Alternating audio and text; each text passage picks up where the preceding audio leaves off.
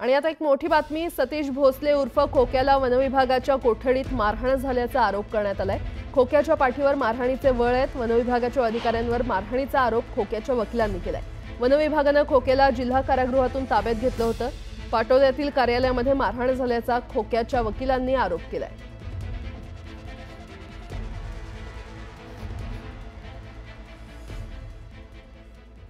पुन्हा एकदा बातम्या पाहणार। पुण्याच्या मध्यवर्ती भागासह उपनगरात अवकाळी पाऊस झाला। पुण्यातील पेठांमध्ये तसंच कोथरूड परिसरात देखील पावसाच्या सरी बरसल्या। अचानक आलेल्या पावसामुळे नागरिकांची तारांबळ उडाली।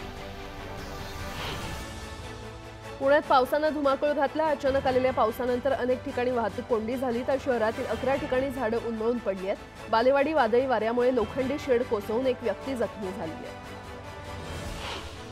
पावसामुळे पुण्यातील जेएम रोड परिसरात मोठी वाहतूक कोंडी झाली। 1 किलोमीटरपर्यंत वाहनांच्या रांगा लागल्याने प्रवाशांना वाहतूक कोंडीचा सामना करावा लागला। वाशिम जिल्ह्यामध्ये झालेल्या अवकाळी पावसामुळे रिसोड बाजार समितीमध्ये शेतकऱ्यांनी विक्रीस आणलेली हळद भिजली आहे। रिसोड बाजार समिती आज 5623 क्विंटल हळदीची आवक तिथे झाली होती। त्यातील 25 ते 30% भिजलेली आहे। साताऱ्याच्या महाबळेश्वरसह जावळी तालुक्यात वादळी वाऱ्यासह जोरदार पाऊस झाला। महाबळेश्वरच्या मुख्य बाजारपेठेतील रस्त्यावर पावसामुळे पाणी साचले। परभणी शहरासह जिल्ह्यातील अनेक भागात अवकाळी पावसाने हजेरी लावली। पावसामुळे काढणीला आलेली हळद आणि जनावरांच्या चाऱ्याचं मोठं नुकसान झालंय। हवामान खात्याने वर्तवलेल्या अंदाजानुसार रायगड जिल्ह्याच्या दक्षिण भागात अवकाळी पावसाने जोरदार हजेरी लावली। महाड आणि पोलादपूर तालुक्यात पावसामुळे जनजीवन विस्कळीत झालं। महाडच्या बाजारपेठेत विक्रेत्यांची तारांबळ उडाली, तर आंबा आणि काजू या पिकांसह वीटभट्टी व्यवसायाला देखील पावसामुळे फटका बसला। सोलापुरातील बार्शी तालुक्यात झालेल्या अवकाळी पावसाचा द्राक्ष बागांना फटका बसला। वादळी वारा आणि गारपिटीमुळे द्राक्षांचं मोठं नुकसान झालं असून बागायतदारांना मोठा आर्थिक फटका बसला। जळगावच्या पारोळा तालुक्यात वादळी वाऱ्यामुळे पिकं जमीनदोस्त झाली आहेत। आडगाव, सावरखेडे, करमाड, मुंदाणे, हनुमंतखेडे, जोगलखेडे आणि तामसवाडीमध्ये सौम्य गारपीट झाली, त्यामुळे पिकांसह फळबागांचंही नुकसान झालं। धाराशिव जिल्ह्यामध्ये पावसाला सुरुवात झाली असून पुढील 3 दिवस पावसाचा अंदाज वर्तवण्यात आलाय। पावसामुळे काढणीला आलेला गहू, हरभरा आणि ज्वारी या पिकांसह आंबा आणि द्राक्षांनाही फटका बसलाय। नांदेडमध्ये हलकी आणि मध्यम स्वरूपाचा पाऊस झालाय। पावसामुळे अनेक ठिकाणी वीज पुरवठा खंडित झाला। हवेमध्ये गारवा आला असला तरी आंब्याच्या बागांचं मात्र नुकसान झालंय। ऐन उन्हाळ्यात राज्यातील अनेक भागात पाऊस पडतोय। दुपारी कडक ऊन आणि संध्याकाळी गारवा, तर रात्री मेघगर्जना होते। सह्याद्रीच्या या पट्ट्यातील निसर्गाची विहंगम दृश्य एका शेतकऱ्याने टिपलेली आहे।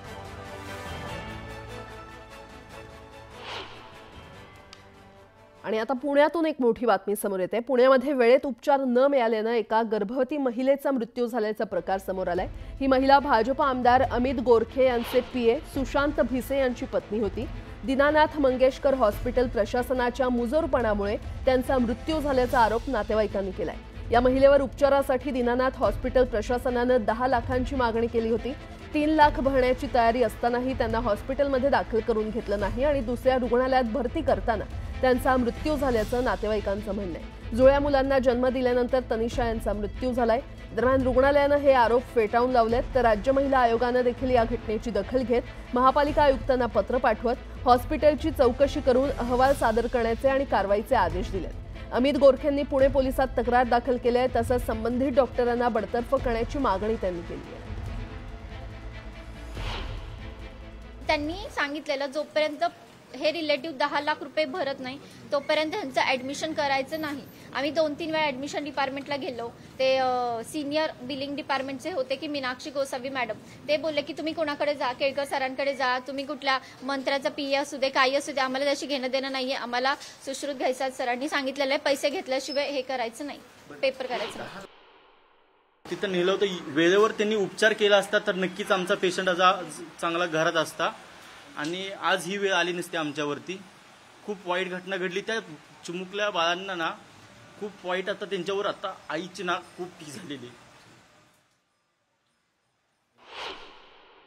मुख्यमंत्र्यांच्या ऑफिसमधून फोन येतोय, त्यांच्या फोनला नाकारलं जातंय। त्याच्यानंतर वेगवेगळे आमदार आमच्या अमित गोरखे सरांचा फोन आला, त्यांच्या फोनला नाकारलं जात आहे. आमचे विविध स्त्रीय सहाय्यक मित्र फोन करतायत, त्यांच्या फोनला नाकारलं जात आहे. तर सामान्य माणसावर काय होत असेल या ठिकाणी? आणि सगळ्यात महत्वाची गोष्ट, अशा हॉस्पिटलला आपण 1-1 रुपये दरांनी जर जमीन द्यायची आणि आपल्यासाठीच ते हॉस्पिटल कामाला येत नसेल तर त्याचा काय उपयोग? मी प्रथम सांगू इच्छितो की दीनानाथ मंगेशकर हॉस्पिटल या पूर्ण प्रकरणाची केसची माहिती घेऊन शासनाकडे त्यांचा संपूर्ण अहवाल चौकशीमध्ये पाठवणार आहे. आत्ता जे माध्यमातून जे समोर आलेलं आहे ते पूर्णपणे अर्धवट आलेलं आहे. यातनं फक्त दीनानाथ रुग्णालयाची फक्त बदनामीच होत आहे. मंत्रालयातनं फोन गेल्यानंतरही तिथल्या ॲडमिनिस्ट्रेशननी ते झुकारून त्यांना ॲडमिशन दिलं नाही आणि त्या धावपळीत दुसऱ्या हॉस्पिटलमध्ये जावं लागलं. पण त्या दुसऱ्या हॉस्पिटलमध्ये गेल्यानंतर त्या ठिकाणी ट्रीटमेंट मिळाली. त्या ठिकाणी त्यांना 2 जुळ्या मुली झाल्या, पण दुर्दैवी त्या आईचे त्या ठिकाणी मृत्यू झाला. मला हे सांगायचं की दीनानाथ हॉस्पिटल हे खऱ्या अर्थानं गरिबांसाठी आणि ट्रस्ट म्हणून चालवलं जातं, पण अशा प्रकारचा अत्यंत गंभीर गुन्हा ह्या हॉस्पिटलने केलेला आहे आणि अशा अनेक तक्रारी ह्या आलेल्या आहेत. दरम्यान दीनानाथ मंगेशकर रुग्णालयाच्या असंवेदनशीलतेमुळे तनिषा यांना आपला जीव गमवावा लागला. सत्ताधाऱ्यांच्या राजाश्रयाशिवाय रुग्णालय प्रशासनामध्ये एवढा उन्मत्तपणा येणं अशक्य आहे असा आरोप सुषमा अंधारे यांनी केलाय. तनिषा विसे यांना रुग्णालयात दाखल करून घ्यावे म्हणून अमित गोरखे यांच्या कार्यालयातनं मंत्रालयातनं फोन आल्यानंतर सुद्धा मंगेशकर रुग्णालयाला जराही पाजर फुटला नाही किंवा थोडेही मानवीय दृष्टिकोनातून का होईना, पण आपण एका प्रसूतीच्या वेदनेने विव्हळत असणाऱ्या तरुणीला दाखल करून घेतले पाहिजे असे वाटले नाही. इतका उद्दामपणा, इतकं निर्ढावलेपण तेव्हाच येऊ शकतं जेव्हा सत्ताधाऱ्यांचं राजछत्र भरभक्कम पाठीशी असतं. केंद्राकडे प्रलंबित असलेला रोजगार हमी योजनेचा निधी राज्याला तात्काळ मंजूर करावा अशी मागणी मंत्री भरत गोगावले यांनी केली आहे. गोगावलेंनी केंद्रीय ग्रामीण विकास मंत्री चौहान यांची भेट घेत ही मागणी केली. मी उद्धव ठाकरेंवर काही बोलणार नाही, मी बोलले की त्यांच्या खूप जिव्हारी लागतं असं म्हणत उपसभापती नीलम गोऱ्हेंनी पुन्हा उद्धव ठाकरेंवर अप्रत्यक्ष टीका केलेली आहे. दरम्यान तानाजी सावंत पक्षात नाराज असल्याचंही नीलम गोऱ्हे म्हटलंय. धाराशिवमध्ये शिवसेनेच्या कार्यक्रमाच्या बॅनरवरून शिवसेनेचे उपनेते तानाजी सावंत यांचा फोटो गायब झालाय. दरम्यान तानाजी सावंत हे आमच्या पक्षातील ज्येष्ठ नेते असून त्यांचं काम चांगलं आहे, कार्यकर्त्यांकडून चुकून फोटो लावायचा राहिला असेल असं म्हणत नीलम गोऱ्हेंनी स्पष्टीकरण दिलं. बोगस मतदान यादीवर सुप्रीम कोर्टात याचिका असताना अजित पवारांकडून निवडणूक लावण्याचं षडयंत्र रचलं जात असल्याचा गंभीर आरोप साखर संघाचे माजी अध्यक्ष पृथ्वीराज जाचक यांनी केलाय. सांगोल्यामध्ये शिवसेना उभाठा पक्षाला धक्का बसण्याची शक्यता आहे. माजी आमदार दीपक साळुंखे भाजपच्या वाटेवर आहेत. दीपक साळुंखे यांच्याकडून पालकमंत्री जयकुमार गोरेंचं जंगी स्वागत करण्यात आलं. वक्फ सुधारणा बिलाचा वंचित बहुजन आघाडीकडून विरोध करण्यात आलाय. छत्रपती संभाजीनगरमधील वंचितच्या कार्यकर्त्यांनी रस्त्यावर उतरण्याचा इशारा दिलाय. वक्फ बिलासाठी काँग्रेसनं भाजपला पाठिंबा दिल्याचा आरोप वंचितनं केलाय. महंत रामगिरी महाराजांनी वक्फ सुधारणा बिलाचं स्वागत केलंय. वक्फचा कायदा मुळातच संविधान विरोधी असून भारतीय संविधान हे जर सर्व धर्मियांशी समभाव ठेवत असेल तर एका धर्मासाठी असा विशिष्ट अधिकार देणं हे मुळात संविधानाच्या विरोधात असल्याचं रामगिरी महाराज म्हटलं. अखिल भारतीय विद्यार्थी परिषदेच्या माध्यमातून डिपेक्स या राज्यस्तरीय चल प्रकल्पाचं पुण्यातील COEP मैदानावर प्रदर्शन भरवण्यात आलं. गेल्या 34 वर्षांपासून अभाविप हे आयोजित करते. यंदा हे डिपेक्स 11 वेगवेगळ्या थीम्सवर आधारित असणार आहे. पुण्यातील फिनिक्स मॉलमधील फूड कोर्टला भीषण आग लागली. आगीनंतर मॉलमधील नागरिकांना बाहेर काढण्यासाठी एकच धावपळ उडाली. दरम्यान अग्निशमन दलाच्या जवानांनी आगीवर नियंत्रण मिळवलं. आणि आता एक मोठी बातमी. सतीश भोसले उर्फ खोक्याला वनविभागाच्या कोठडीत मारहाण झाल्याचा आरोप करण्यात आलाय. खोक्याच्या पाठीवर मारहाणीचे वळ आहेत. वनविभागाच्या अधिकाऱ्यांवर मारहाणीचा आरोप खोक्याच्या वकिलांनी केलाय. वनविभागानं खोक्याला जिल्हा कारागृहातून ताब्यात घेतलं होतं. पाटोद्यातील कार्यालयामध्ये मारहाण झाल्याचा खोक्याच्या वकिलांनी आरोप केलाय.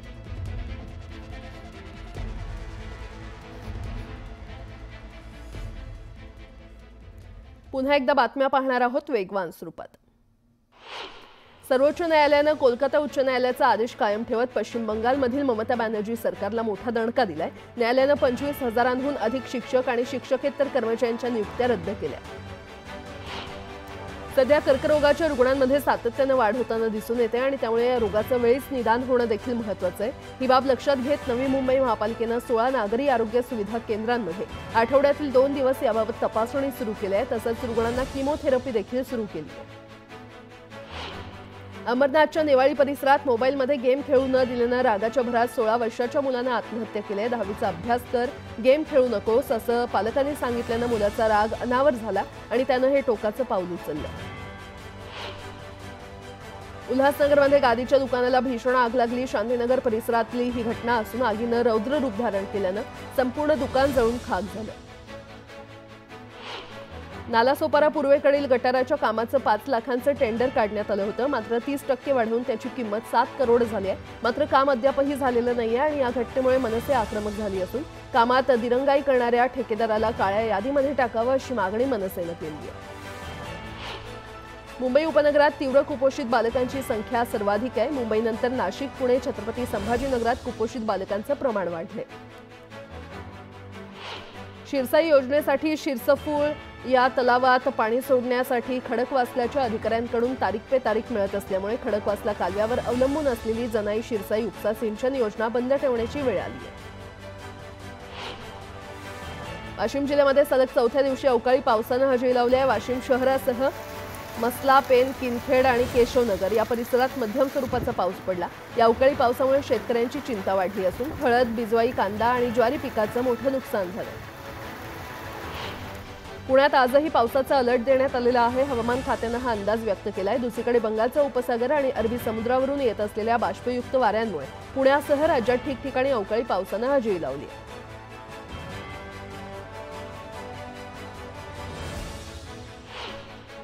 पाटणा तालुक्यातील प्रधानमंत्री आवास योजना अंतर्गत घरकुल पात्र लाभार्थ्यांना 5 ब्रास वाळू मोफत देण्याची कार्यवाही सुरू झालेली आहे। लाभार्थ्यांनी मागणी अर्ज करावेत असं आवाहन तहसीलदारांनी केलं।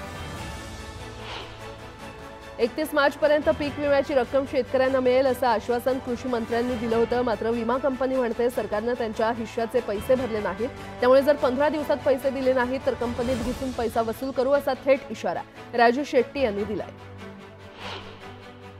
माझ्या बाबतीतही बीड सारखा कट घडवण्याचा डाव होता, मात्र मला याबाबत आधीच माहिती आणि पुरावे मिळाल्यानं मी यातून वाचू शकलो, अन्यथा मलाही अशाच घाणेरड्या कारस्थानात अडकवण्याचे प्रयत्न होते असा खळबळजनक गंभीर आरोप जयकुमार गोरे यांनी केला।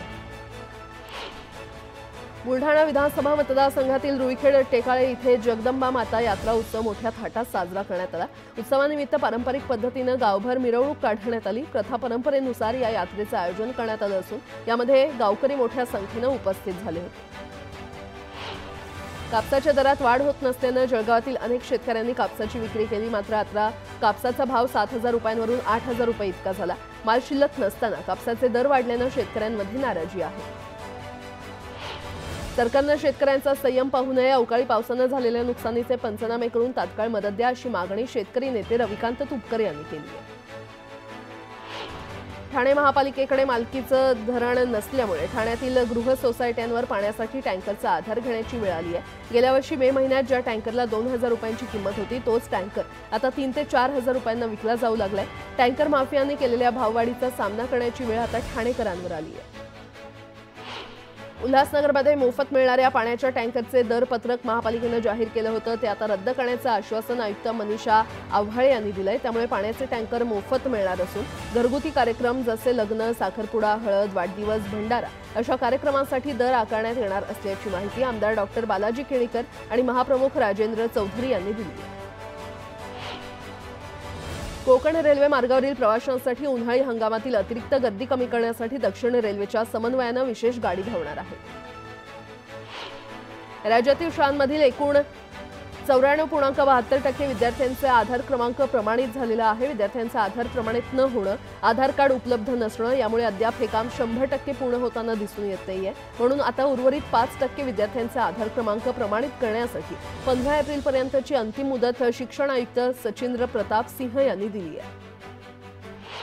स्वारगेट अत्याचार प्रकरणातील आरोपी दत्तात्रय गाडे याची पुन्हा पोलीस कोठडी मिळावी त्यासाठी गुन्हे शाखेनं दुसऱ्यांदा केलेला अर्ज देखील न्यायालयानं फेटाळून लावलाय। पोलिसांनी अर्जात पुन्हा पोलीस कोठडी मिळण्याबाबत ठोस कारण दिल्यानं न्यायालयानं पहिला अर्ज बुधवारी फेटाळून लावला होता, त्यामुळे पोलिसांनी गुरुवारी पुन्हा अर्ज केला, तो देखील न्यायालयानं फेटाळून लावला। मध्य रेल्वेतर्फे कल्याण ते बदलापूर स्थानकादरम्यान नवीन पाईपलाईन पुलाच्या बांधकामासाठी शनिवारी मध्यरात्रीनंतर विशेष ब्लॉक घेण्यात येणार आहे। या ब्लॉक दरम्यान रात्री 1:30 ते रविवारी पहाटे 4:30 वाजेपर्यंत गर्डर टाकण्याचे काम होणार आहे। त्याचा परिणाम अंबरनाथ ते कर्जत दरम्यानच्या लोकल आणि मेल एक्सप्रेस गाड्यांच्या वाहतुकीवर होणार आहे। वाणिज्य मंत्री पियुष गोयल यांनी डिलिव्हरी ॲपवर टीका केली आहे। डिलिव्हरी ॲप बेरोजगार गरिबांना श्रीमंतांचा डिलिव्हरी एजंट बनवतंय असं गोयल म्हटलंय। नागपूरमध्ये बेशिस्त आणि फुकट्या प्रवाशांकडून तिकीट तपासणीच्या मोहिमेतून रेल्वेला लॉटरी लागली आहे। 28 कोटींपेक्षा जास्त महसूल मध्य रेल्वेच्या नागपूर विभागाला प्राप्त झाला असून हा आतापर्यंतच्या कमाईचा उच्चांक असल्याचं रेल्वेच्या सूत्रांनी म्हटलंय। गुढीपाडवा, साप्ताहिक सुट्ट्या, रमजान ईद आणि मार्च अखेरमुळे गेल्या 4 दिवसांपासून बंद असलेल्या राज्यातील अनेक कृषी उत्पन्न बाजार समितीमध्ये कांदा आणि भुसार मालाचं लिलाव पूर्ववत सुरू झाले। तसंच निर्यात शुल्क शून्य केल्यानं कांद्याचे दर वाढतील या अपेक्षेनं गेल्या 8 दिवसांपासून प्रतीक्षेत असलेल्या शेतकऱ्यांनी मोठ्या प्रमाणात कांदा बाजारात आणल्यानं सध्या सर्वत्र आवकमध्ये वाढ झाली आहे। राज्यातील बाजार समितीमध्ये तुरीची 10,771 क्विंटल इतकी आवक झाली। या तुरीला सर्वसाधारण दर हा 7,044 रुपये प्रति क्विंटल इतका मिळाला। बहुचर्चित प्रीपेड इलेक्ट्रिक स्मार्ट मीटर विरोधात विदर्भ वीज ग्राहक संघटनेच्या वतीनं मुंबई उच्च न्यायालयाच्या नागपूर खंडपीठात जनहित याचिका दाखल करण्यात आलेली आहे। हे मीटर लावण्याचा निर्णय मनमानी पद्धतीचा आहे असा गंभीर आरोप याचिकेत करण्यात आला आहे। मुंबईतील सायन रुग्णालयामध्ये विविध इमारतींच्या दुरुस्तीचं तसंच नव्यानं इमारत उभारण्याचं काम सुरू आहे। उपायुक्तांनी शिव रुग्णालयाला भेट देऊन या कामाचा आढावा घेतला। तसंच परिचर्या प्रशिक्षण केंद्राच्या इमारतीचं काम 1 मे पर्यंत पूर्ण करून इमारत मुंबई महानगरपालिकेला हस्तांतरित करण्याचे आदेश दिले। अमेरिकेचे राष्ट्राध्यक्ष डोनाल्ड ट्रम्प यांनी अनुचित व्यापार पद्धतींचा हवाला देत भारतावर नवीन निर्यात शुल्क लादलेलं आहे। त्या टाळेबंदीचा परिणाम आयटी क्षेत्राच्या बाहेर होऊ शकतो। त्यामुळे टेरिफ प्लॅनमुळे भारतीयांवर बेरोजगारीची टांगती तलवार आहे। राज्यातील नागरिकांसाठी महसूल विभागानं मोठा निर्णय घेतलाय। 1 मे 2025 पासून फेसलेस नोंदणी, मुद्रांक नोंदणी आणि वन स्टेट वन रजिस्ट्रेशन ही प्रणाली लागू होणार आहे। महसूल मंत्री चंद्रशेखर बावनकुळे यांनी हे जाहीर केलं।